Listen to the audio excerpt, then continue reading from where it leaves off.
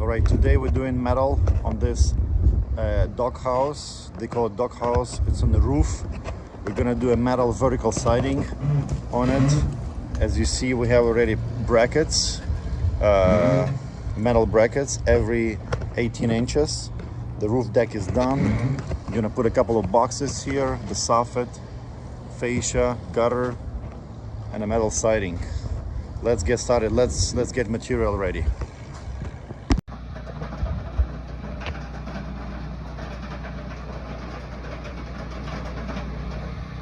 All right, we're gonna cut some panels for the doghouse. We already cut some. Show it, Alex. We already cut some panels. All of them 8 feet long, so I'm running 16s.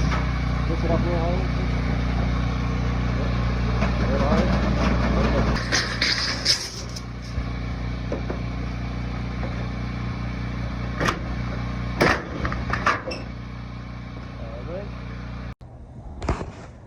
All right, material already here on the roof. See, it's four floors up.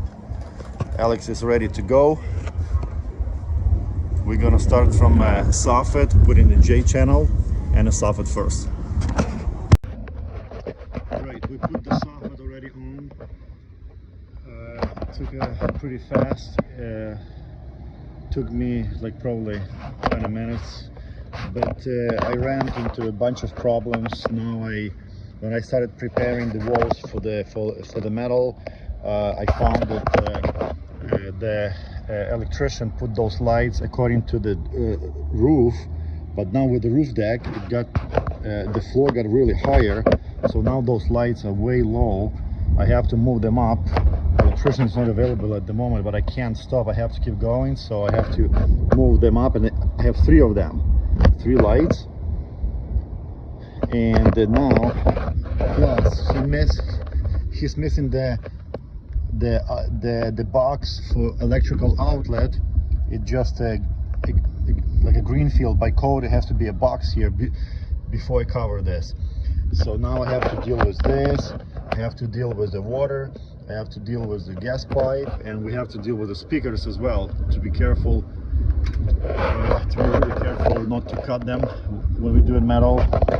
I started to flash around the wall already and put some flashing on the bottom. I mean, the deck guy was pretty good, but still it's a vinyl deck, and it's cut pretty uneven. I have to it's cut uneven, so I have to put my flashing to make it look nice, right? And it seems like everybody who worked here before did everything pretty fast and sloppy. Now everybody's relying. Look how the strip is so off, like it's almost half an inch, right? And I have to make it look nice. Look, the roofer put the membrane. I mean, the roof is good, but now I have to cover this with the metal.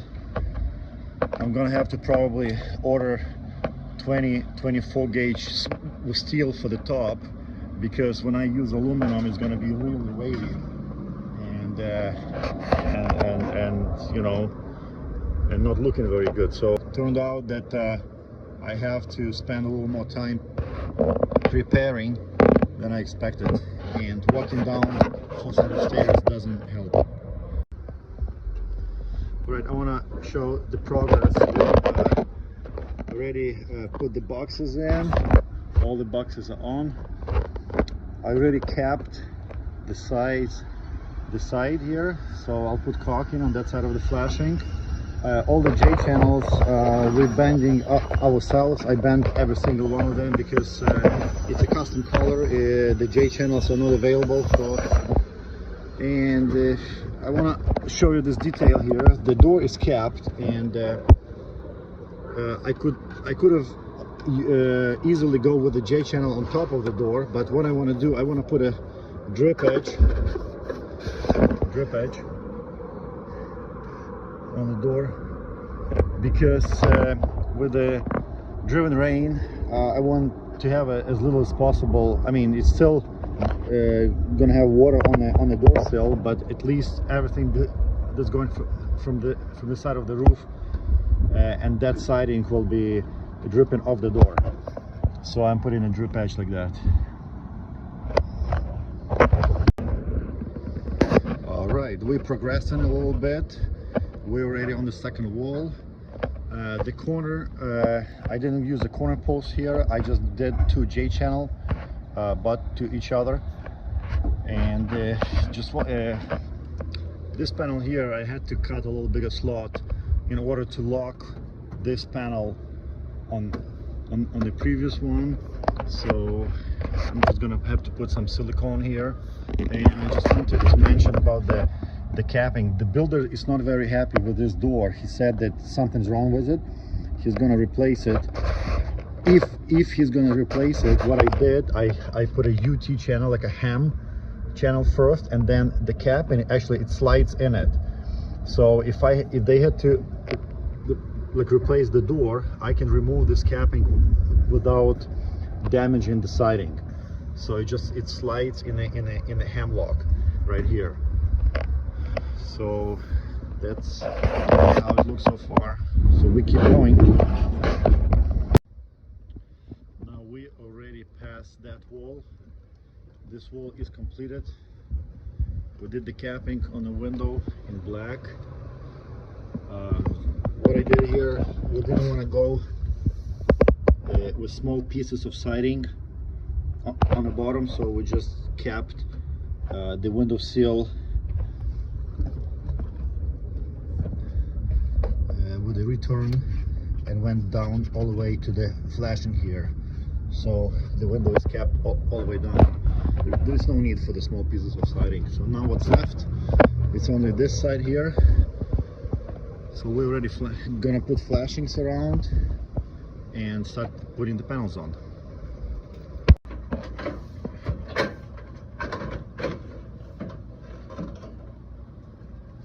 All right, since we put our metal wall on a metal studs, we're using the screws. But you have to be really careful with the metal siding. You have to put the fasteners preferably in the middle of the slot and leave some room for expansion and contraction of the metal. If you put too tight, it will not be able to move, and it will break the fasteners.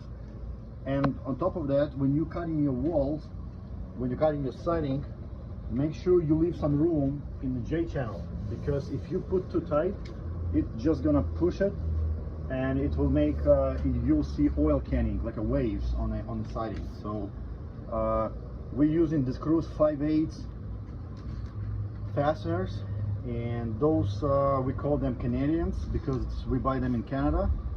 They have in different colors, and they're really convenient to install. Yeah, so see, I'm trying to put it in the middle of the slot and make a little bit of breathing room for the panel. It's very important, especially in the winter time and the summertime.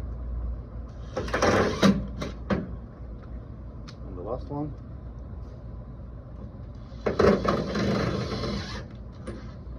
This one is a bit too tight to the top, but it's okay.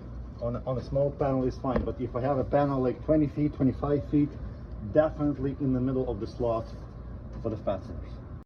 Now this wall is completed as well. It's ended right here. A piece of metal that I put here is just, you know, to cover exposed piece of drywall at the back. Just I want to bring your attention to this detail here, because see, on the wall like this one, when we have modified roofing, then we have a piece of metal which is like termination flashing, coping. When you go with a J channel, it's really busy wall to go around. So what I usually do, I just bend like a 2 inches of flashing, like a U-shaped flashing, 1 by 2 by 1 by 3, and then I cut the flashing around, so I can put this caulking really nicely here. And the J channel, I just go around this flashing, so it looks like this. I find it better and easier to work for J channel when we have something old 90s, right? Now the fascia is on everywhere. Since we had a soffit installed first and have a step, we do like a UT channel here. So fascia, all fascia has to be all straight. Look how straight his fascia is. You have to look. You have to watch my video on fascia and cappings, because the way we do fascia is we do a hem on both sides, and fascia has to lock into each other to avoid any waving and oil canning.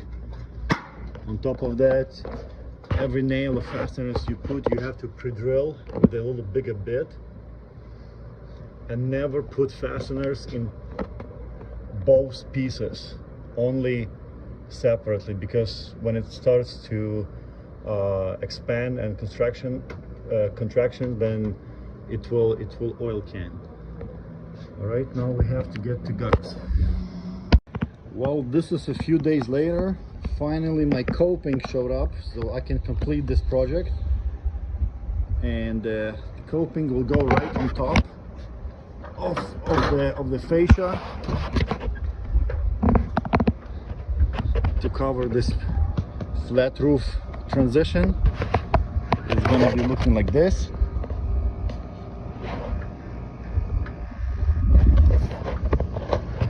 The coping is a 24 gauge steel Kynar finish, and of course I couldn't bend this myself on a regular brake. I would have to have like a shop brake, so I just ordered it, and it came really good. It came with the plastic, so you have to peel it, and I'm going to install it right now. And the screws that I'm going to be using, it's not regular nails or screws. It's going to be a roofing, metal roofing 1.5 inch screws.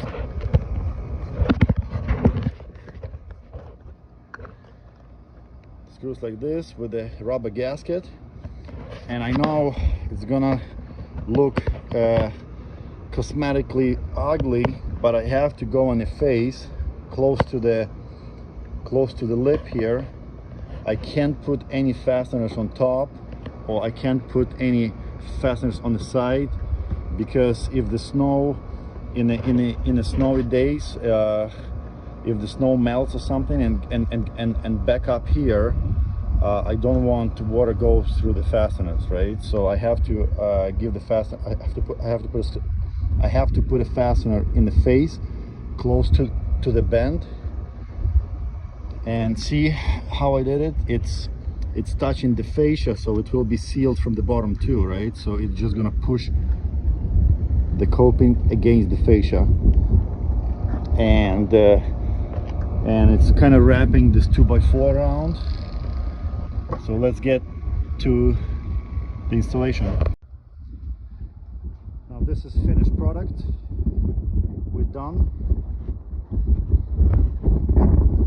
Everything's completed. See, the coping is done. Metal screws, metal roof screws installed on the face, but that's how it's gonna be. Everything is finished. The coping we did before.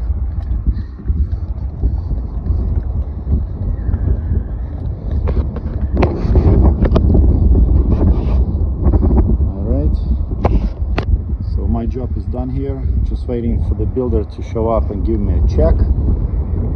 We off to the next job. Thank you.